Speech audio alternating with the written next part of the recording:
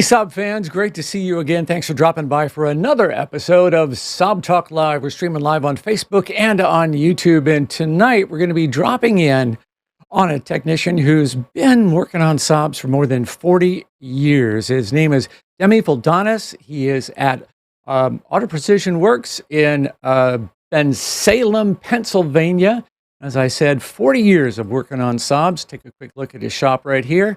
And yeah, he's been touched about all the Saabs that you can imagine over the years. We're going to learn some things from him and learn more about what he's seeing changes in the market. How's the interest in Saab growing?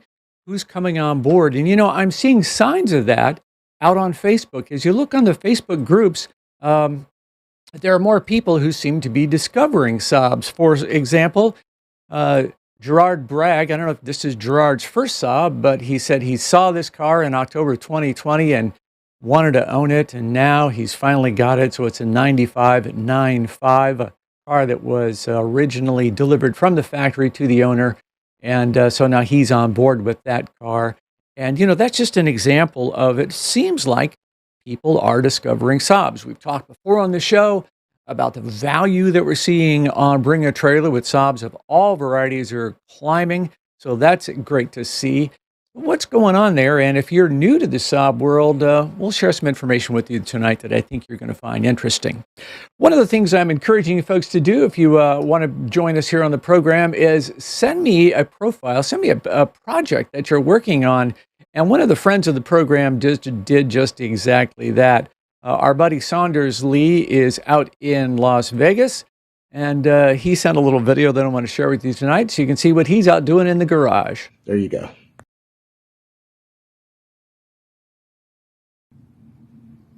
Hey Lee, this is Dan, and we're getting ready to do on this this Dame Edna. We're going to do the AC line, and we're going to do the alternator on this bad boy. But I was telling you, got the engine out. Not a lot of fun because you've got to take axles out, whole front end off, blah blah blah. But one more Saab saved that doesn't end up in the boneyard. So there you go. And I believe that was a Saab 9.7 he was working on, although Demi's going to set me straight. He'll be able to looks like a 9.5. A 9.5? Like up to, or maybe up to a 9, maybe 9.5. Is that what it is? Well, welcome to the program. There's Demi Valtanis. He's been a Saab tech forever. Could you tell what that was that Saunders was working on there? It looks to me like a 9.5. A year could be anything from 06 to 09. I can't tell whether it was a sedan or a wagon, but it's definitely a 9.5. Good enough. Yeah, the motor out of it. Yeah, you know, Saunders is fairly There's one fearless. to take the motor out. There's a couple ways to take it out. He had the subframe was in the car, so apparently, being that he doesn't have a lift, he worked the other way around. He pulled the engine from above, which makes it a bit harder. Instead of dropping the subframe out from the bottom of the vehicle with a complete powertrain unit as a whole and working on it from there. To do the alternator, you certainly don't have to take the engine out to do that. Well, you know, when you have a lift, life is just better all the way around, Yes. right? It makes a huge difference. Very, Hey, very true. I want to get the background on your story. So you came to the United States from Greece as a teenager. I understand you Yes. spoke very little English at that time. And with 3 words. How did you learn about working on cars and working on Saabs in particular? Well, I started back home working at a gas station. No, not a gas station, but kind of like also in a repair shop. I was the cleanup kid, you know, working on Volkswagens and cleaning up the heads and the shields and, you know, all kinds of different stuff, including the floor. And then I left there and I was going to night school. I started on a moped, motorcycle, bicycle shop, and then I went to work at this garage, and then I worked for a dealer that used to do Opel, Chevrolet, and Cadillac. Very famous dealer overseas. And while going to school, learning the trade, I worked with the head mechanic of that dealership, and he definitely put my face in it, oil, and dirt, and everything else. He says, "You're gonna learn. If you're gonna, I want to see if you really like what you're doing, what you want to do in life." And I said, "I crave it." I said, "I want to know everything there is about a car. What makes it click, not just the looks of it." Mm-hmm. And from that point on, I went and I worked. We moved here, and I worked for Volkswagen, Peugeot, and Subaru. Um, and I went to Fiat and Lancia dealership, which then became the Saab dealership. Apple Langhorne, Bob Yates, Saab. Um, and we used to do a lot of Fiat Lancia cars. But as time went on in the early 80s, Fiat started to run out and the body started to fall apart. Fiat pulled away from the US, and the dealership had to get something on board, and they took on Saab. And when Saab came on, everybody hated them. Everything was backwards. The engine was backwards. That was back in 1980. Yeah. They looked at it and they said, "Oh, I'm not working on this car."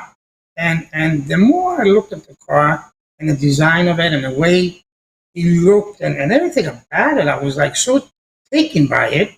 And the more I learned about it, and I was sent to school, every school that there was, Saab put out, whether it was automatic transmission, whether it was electrical, engine performance, whatever, everything that I was sent to school for, I learned and I retained. And I took back to the dealership and I helped the dealership out and all the other techs. And from being a line technician, early stages, I became a shop foreman, then a shop manager, and a service manager. And 1990, I went on my own. Okay. And I opened up my own place. We've got George Marshall is asking a question for you. So, I invited people to get in touch here and put your knowledge to the test. So let's see. I don't know everything. I know a lot. I know you know a lot. He's got a 2002 9.5 Arrow with a bad slave cylinder in the clutch. I'm taking it to the shop. It's quoted $1,800. Is that a fair price? Well, $1,800, you definitely need to spend approximately about 8 hours on the vehicle to pull the transmission out. Now, whether the part's related, whether he put a clutch kit in it, excuse me, when you take, excuse me, Sure. when you take the transmission out, it always pays not to cheat the job. You should do the rear main seal while you have it out. Now, I don't know what kind of parts they included in that $1,800, but on the average, it's for here, for us to do it, is about $1,500. Okay, so and it's in we the do ballpark. replace, it's a ballpark. And we do replace the slave cylinder, the disc, and the pressure plate. We also go in and replace the main seal. Got another question here. This one from YouTube, Demi. Can U.S. Saab fans band together to ask some company to reproduce the 03 to 11 9.3 2-liter ECU ECM? He says it's a failure point that's going to junk Saab faster than anything else. Are you familiar? Is anybody doing any kind of ECU rebuilds or remans? Well, I know that I deal directly with Oreo.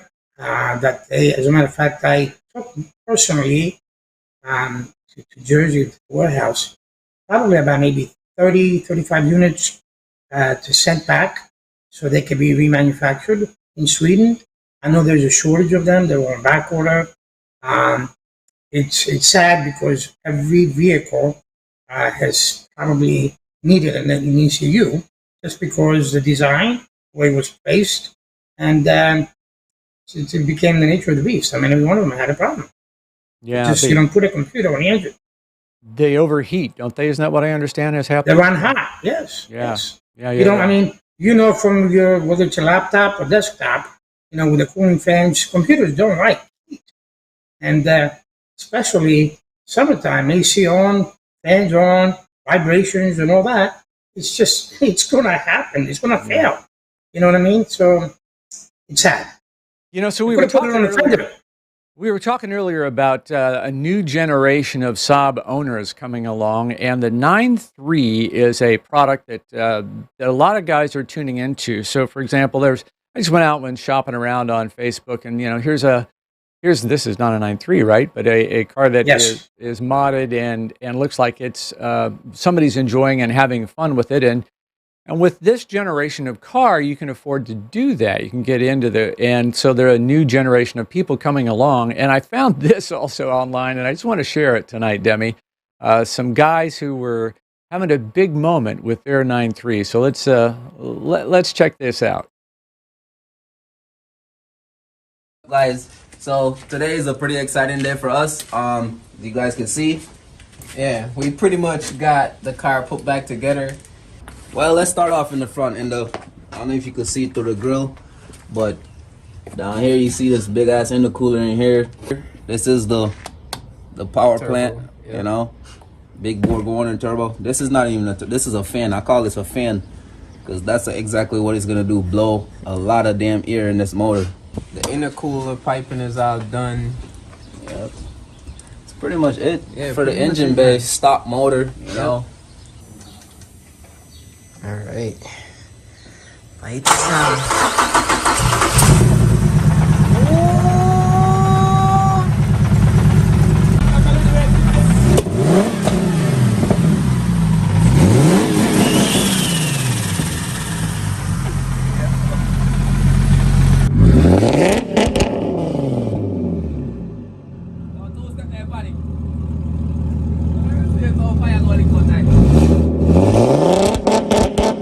Okay, so those guys are having a lot of fun. I don't think I want to hear that car going down my street, but Absolutely.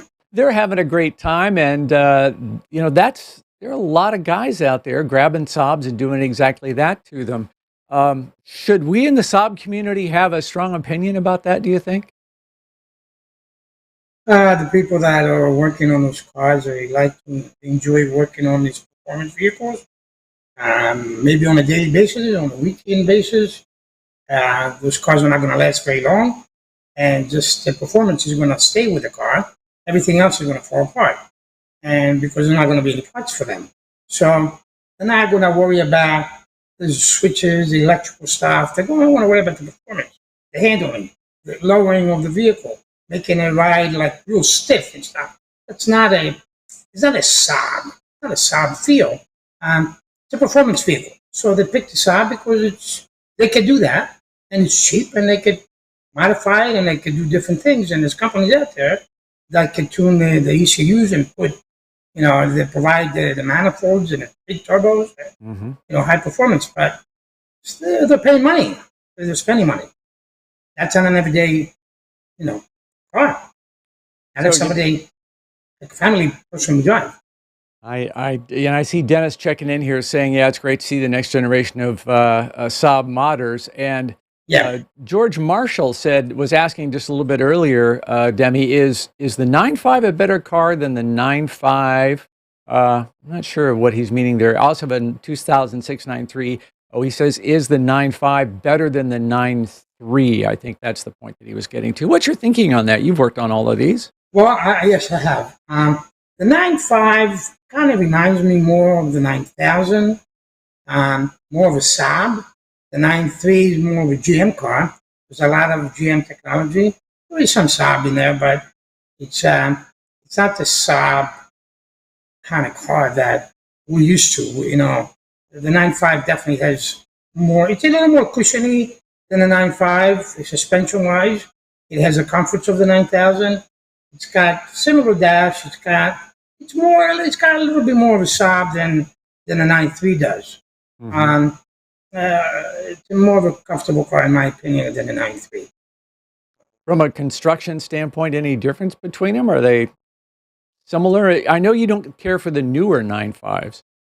No, I don't care too much about them. What's the problem there? Well, they're not Saab. You can't connect it. You can't use your Tech 2. You have to use a laptop. You have to connect with General Motors. It's not a Saab. It's got Saab badges on it. But that's about it. I mean, just like they made the 9.7 and the 9.4. It's more of a GM car. It's not a Saab. It's really not a Saab. It's got some Saab technology, but not a Saab, in my opinion. Okay, let's watch the messages fly in on that one. We'll see if people agree.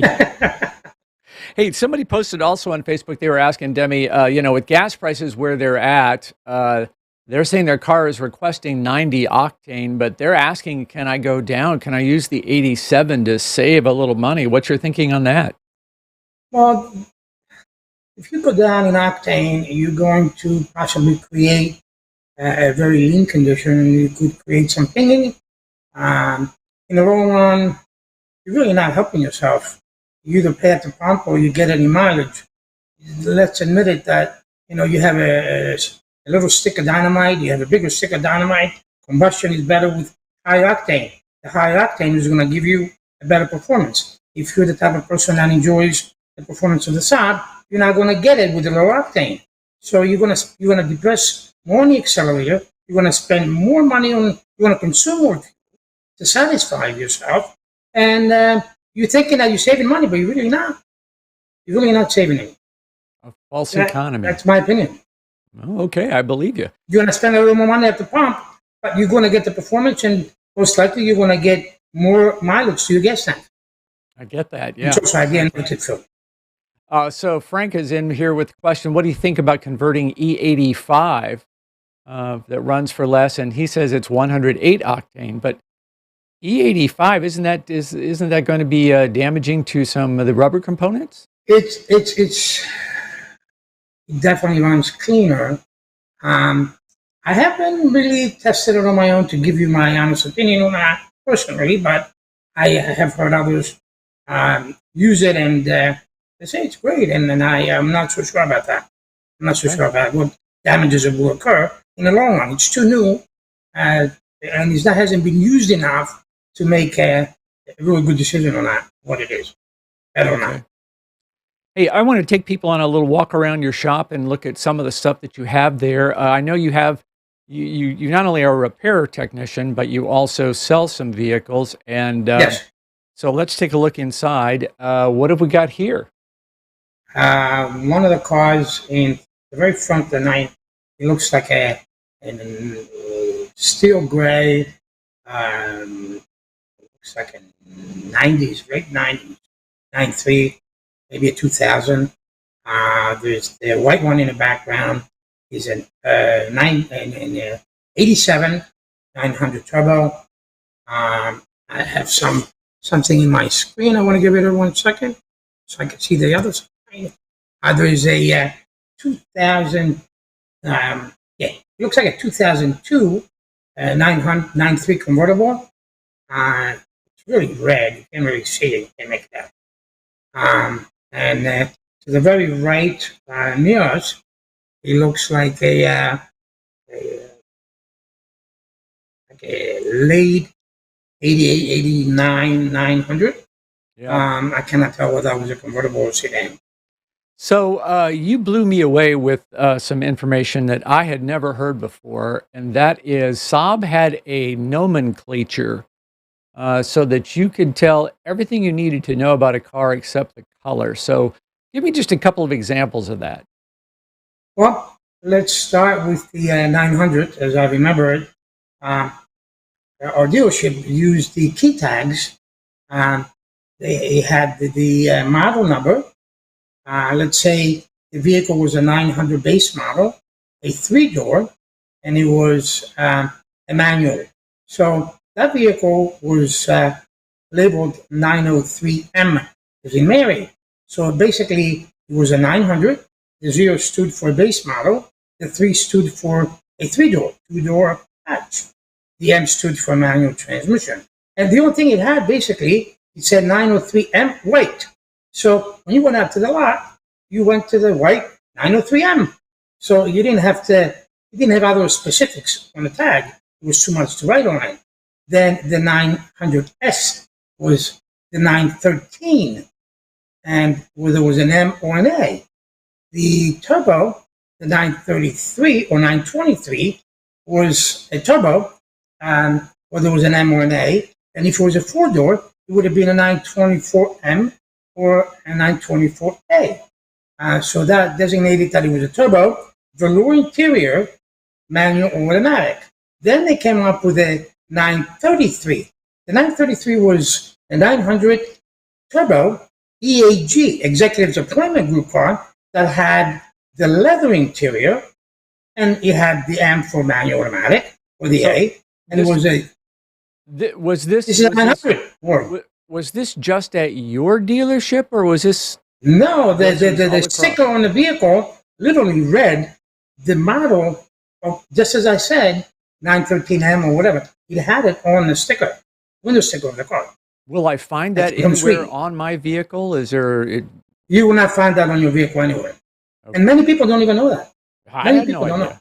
Yeah, no idea The at all. 9000 started with the L, you know, like 035, Mhm. 025, or, you know, was a hatch or was a sedan or whatever. Same thing, you know, all the way up the scale. And then 943 was an SPG. Um, the 952 was a convertible. It was a two-door. The last number was a two-door, Yeah. and it was a convertible. So, you know, there was all these numbers that really elaborated what the model was of the vehicle, and all it had to give you is the color. And So you I went to can the tell lot and got it. people. I can tell people I'm driving a Saab 952, and everybody's going to look That's at a me like I'm 952. crazy. Yep. It's a 900 turbo, Right. convertible, two-door, and that was at the ton of color. How And about if you added the A or the M, you know, you tell them exactly whether it was an automatic or manual. got it? Interesting. Interesting. Hadn't heard that before. George Jenkins asking again, how do you feel about Saabs as an investment? Do you think the Saabs are getting more rare? Are the values going up? I think we know the answer to that is yes. Are you feeling that in the market? Are you seeing that in pricing in cars that you're touching? I find out that the classic 900 is the creme de la creme. It's the main pick everybody wants. They want the SPGs, they want the three-door, they want the turbo, they want the manuals, and they're definitely looking for low mileage cars. The 9000, on the other hand, is coming along, but is not the number one pick. And the 900 obviously is more rare today than it used to be. A lot of cars have rusted away. It's unfortunate, but you know, Yeah. more hard to find than they used to be before. And of Now, course, and obviously, the less the cars, the more the demand, the higher the price. sure, sure, sure. And now I know you think that the 9000 was the best car Saab built, right? Yes, Tell me more about that. What made that so great? it was more trouble free, and especially the CS body.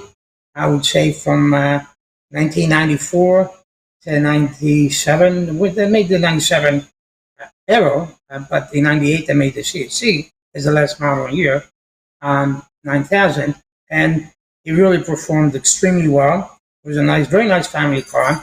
It didn't have the maintenance of the 900. It had more comfort than the 900.